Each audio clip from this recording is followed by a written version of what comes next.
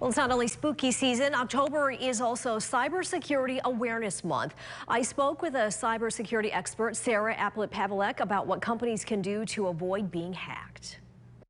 So, Sarah, I think a lot of people were really concerned earlier this week with the Facebook outage, and you have some great tips on what people can do to avoid something like this. Cybersecurity is so important. Yeah, so October is Cybersecurity Awareness Month, and I've got a couple of key steps that businesses can take to help protect themselves from a cyber event. Yeah, what are some of those? What's the first one? So one of the steps that you can take to protect your business from a cyber event is to do a risk assessment. It's kind of like an annual doctor's checkup if you think of it that way. It helps you figure out where your weaknesses are and where you might need to focus your cybersecurity efforts. Another key step to take is cybersecurity training. So employees are a key defense against cybersecurity. And let's face it, we're all human. We're all prone to mistakes. Employees need to know what they should be doing and, more importantly, what they should not be doing. So give your employees the tools and training they need to be cyber awareness gurus. And there's another assessment we should be doing too with the security network as well. Absolutely. So one of the other key steps that a business could take to help protect themselves is to make sure you've got the right technical controls.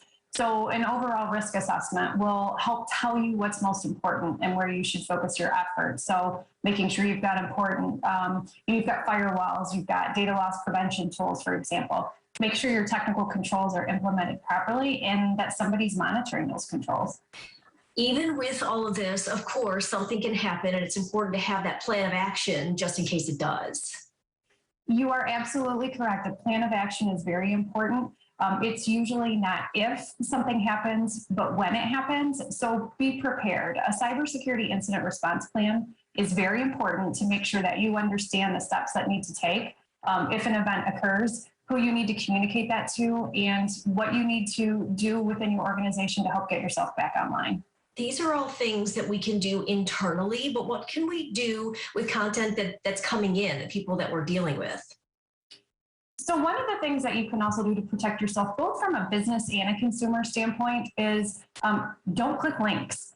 Don't share passwords. And most importantly, trust your instincts. If something doesn't seem right, it probably isn't right.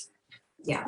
Are we seeing these more and more? And do we expect to see things like this more and more, at least attempts to go against cybersecurity? Yes, I think cybersecurity events are going to continue to occur. I think they're going to increase. There are a lot of individuals that are now in a more mobile environment. They're working in combination of locations, office locations, and remote workplaces. So I think it's very important to continue to stay vigilant. Make sure from a business standpoint that you've got the right cyber folks on staff, you've got the right tools, and from an employee standpoint, make sure that they know what they should be doing and what they should not be doing to keep themselves protected and your organization protected. Well, Sarah, it's just great information. We really appreciate it.